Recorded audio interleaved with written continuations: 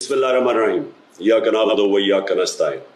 मेरे पाकिस्तानियों, जब तक ये मेरे अल्फाज आप तक पहुंचेंगे, मुझे एक नाजायज केस के अंदर बंद कर दिया होगा।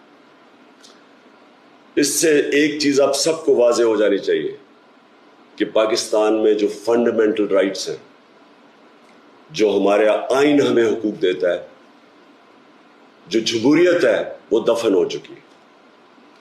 और हो सकता है कि इसके बाद मुझे मौका ना मिले आपसे मुखातिब होने का, इसलिए मैं 2-3 बातें आपसे करना चाहता हूं आज। सबसे पहले, पाकिस्तान की जो कौम है वो मुझे 50 साल से जानती है। मैं पब्लिक में 50 साल से हूं।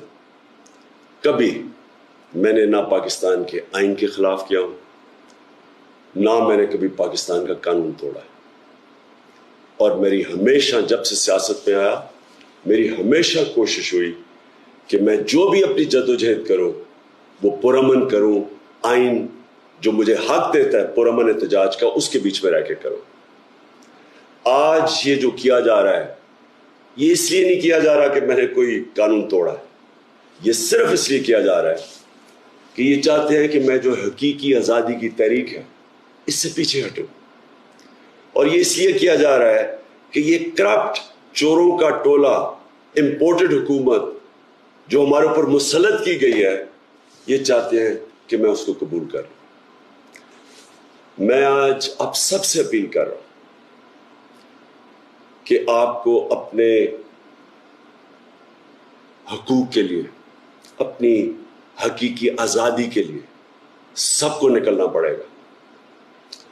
कभी भी किसी कौम को प्लेट में आज़ादी नहीं पकड़ाई जाती।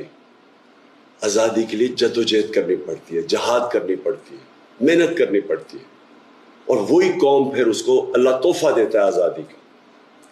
ये वक्त आ गया है कि आप सब अपने हुकूक के लिए निकलें।